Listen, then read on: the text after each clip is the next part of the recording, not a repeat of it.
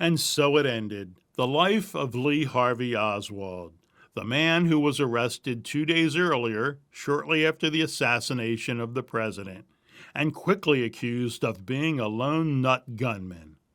But how this 24-year-old former Marine got to the basement of the Dallas police headquarters may be the most important aspect of the assassination story. And that all happened, to a large extent, under the direction of these two people, Ruth and Michael Paine.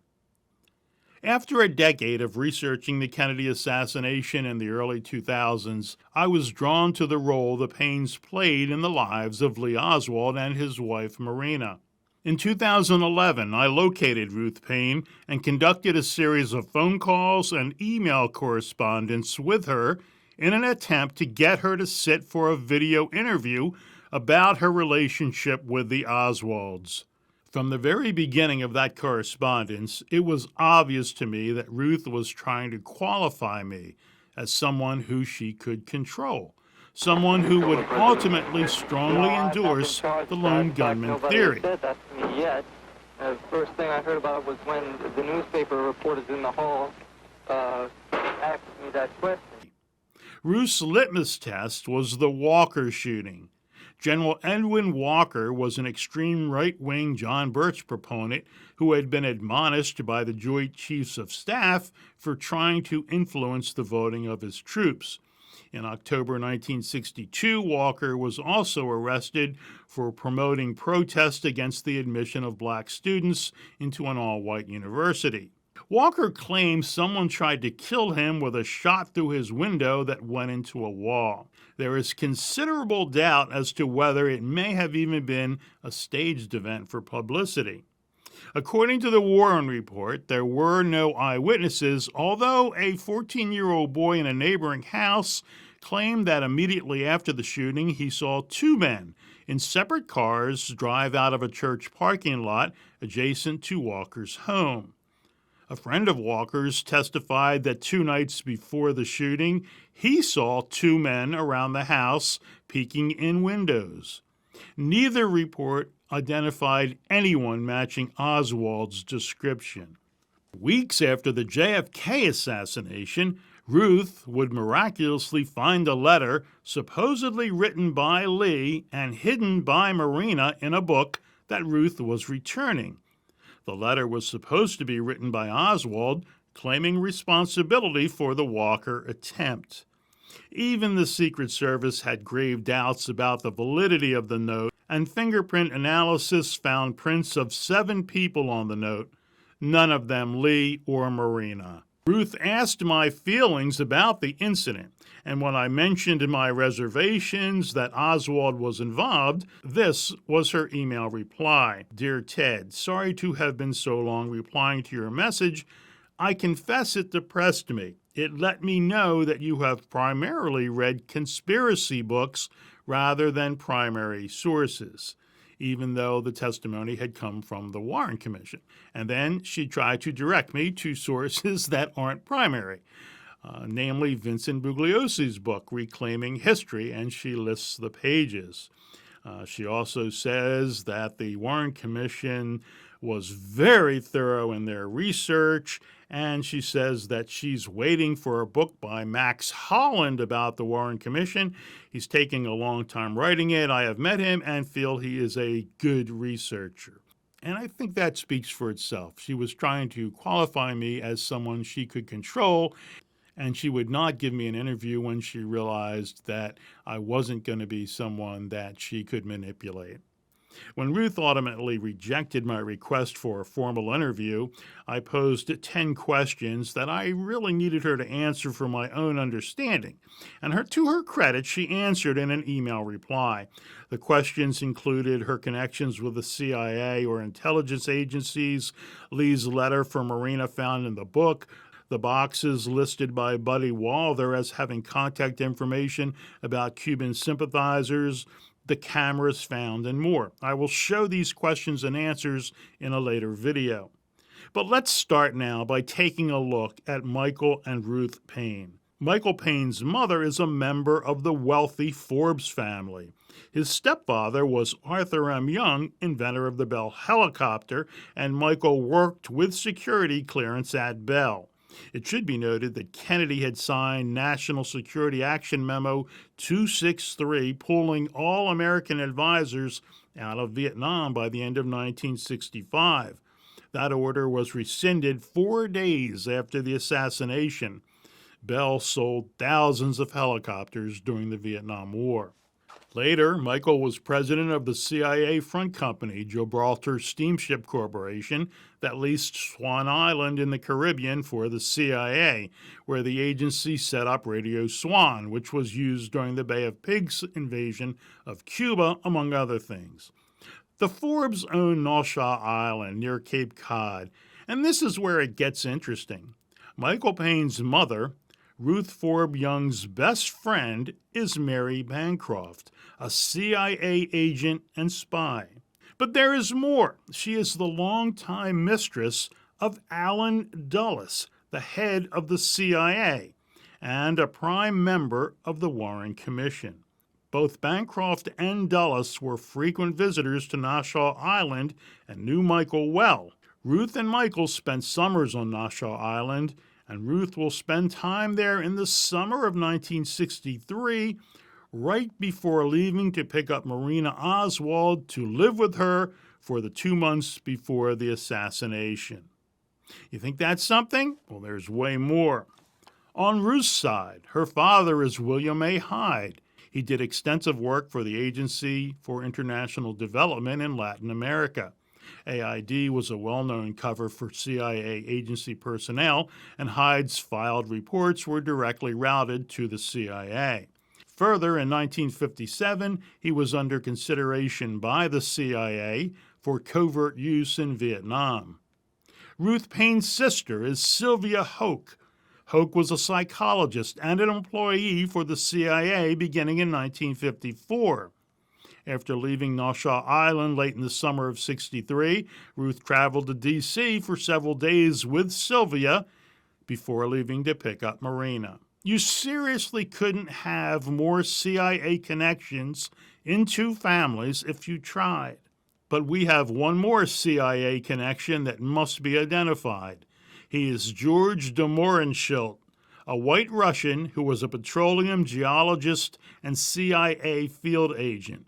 When Lee Oswald returns from the Soviet Union, he is immediately introduced to de Mohrenschildt, who befriends the Oswalds and provides resources for them. Later, de Mohrenschildt will tell friends that he handled Oswald for the CIA and did in fact hand him over to the Paines. Did you kill the president? The second explosive revelation in the sealed documents also links the CIA directly to Oswald. While living in Dallas, Oswald was befriended by Russian-born George de Mohrenschildt. Investigators determined he was a contract agent for the CIA in Central America and the Caribbean. In 1977, moments before he was to be interviewed by House investigators, de Mohrenschildt blew his brains out with a 20-gauge shotgun. House investigators believe he was a crucial link between the CIA and Lee Harvey Oswald.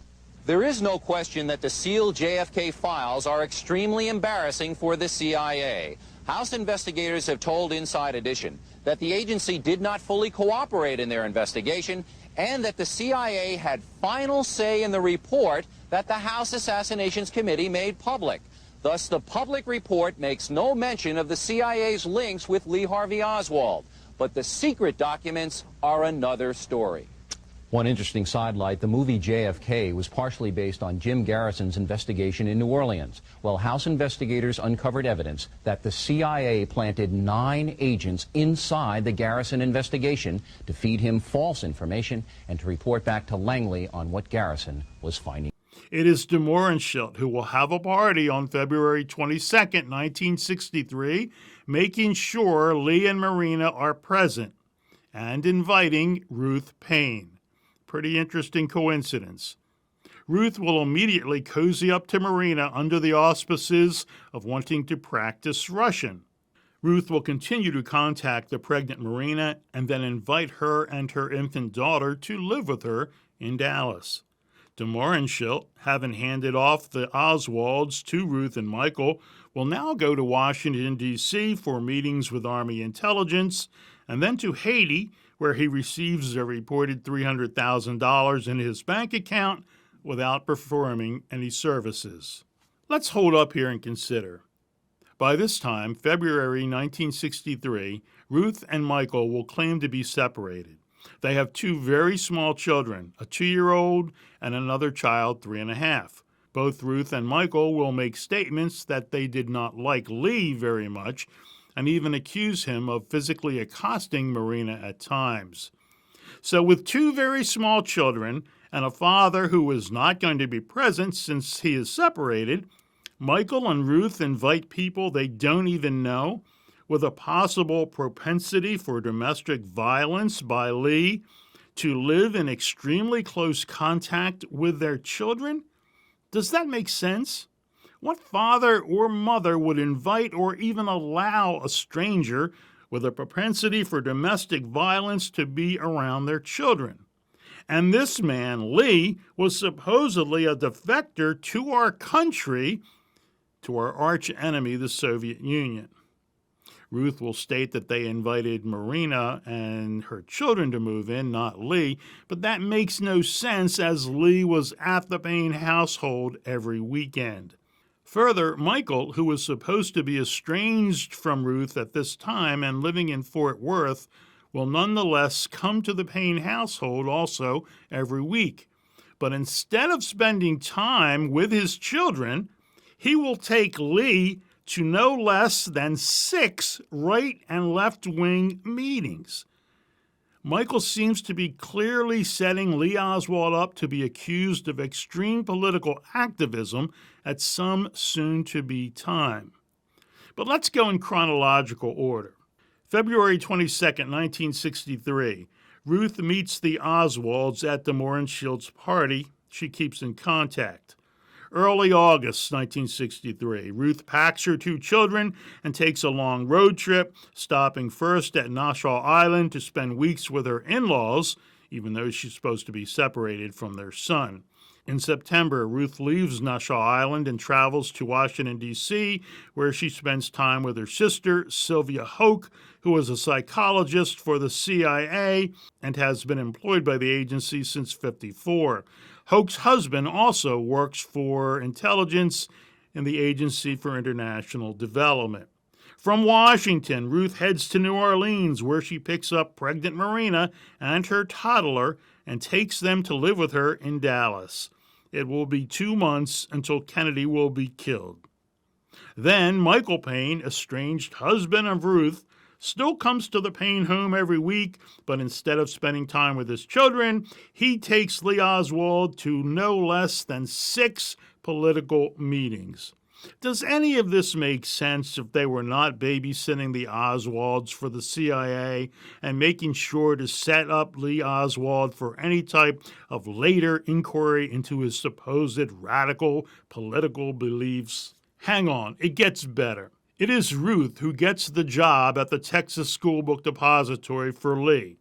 She will claim that it was just a coincidence and that she heard of the job from a neighbor, but it's funny because Ruth will first deny and then admit that a better job offer came from an employment agency in the way of a phone call for Lee, but she never told him about that opportunity. And let's move to the day of the assassination. An hour after the killing, Michael is at his office at Bell Helicopter in Fort Worth. He calls Ruth. And remember that this is before Lee Oswald has even been reported to be a subject. What Michael doesn't know is that the phone call is being monitored. Michael is reported as saying that Oswald will be blamed for the killing, but they both knew who was really responsible for the assassination. Ruth will admit that the phone call took place, but will try and deny that that is exactly what was said. In Dallas, the police do 2 searches of the Paine home the day of the assassination, and yet the backyard photos are not found or listed in any inventory sheets.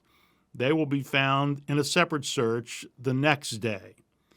and the Imperial reflex camera that took the famous backyard photos, and a miniature Minox spy camera won't be located until weeks later. Here's the official report. Yet somehow the Imperial reflex camera that supposedly took the backyard photos will miraculously show up in the already searched bags of Oswald in the garage. And here again is a report that shows the bags were already searched and no camera was present. The Minox spy camera will actually be withheld by the FBI and then will be claimed by Michael Paine, who said he had dropped it in salt water and cleaned it with kerosene, eliminating, of course, any fingerprints. It gets worse. Several weeks after the assassination, real doubt was being shed on whether Lee Oswald had ever even traveled to Mexico City, as was claimed by intelligence services. The CIA had provided photos and voice of someone clearly not Oswald. Miraculously, again, it is Ruth Paine who comes to the rescue, suddenly finding postcards and printed material in a room used by Oswald in her home. And then finally, the Walker letter. 8 days after the assassination of President Kennedy on November 30th, Ruth Paine supposedly inadvertently discovers evidence that Lee Oswald had attempted to assassinate General Walker. Among the letters that Ruth Paine repeatedly sent to Marina was a thick book of household advice in Russian. Ruth said the book contained an undated note left by Lee for Marina on April 10th, and when it was analyzed, 7 sets of prints were on it, none of them belonging to either Lee or Marina.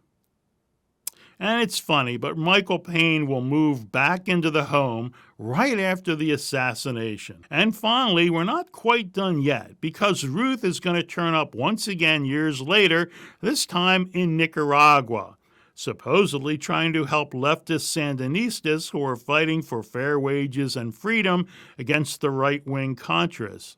The U.S. government is secretly funneling money and support to the Contras, and many people down there think Ruth was a spy taking pictures and gathering info on the Sandinistas she was claiming to be trying to help. For those researchers and others who claim that Michael and Ruth Paine were played by the CIA, that they were just doing favors, I say think again.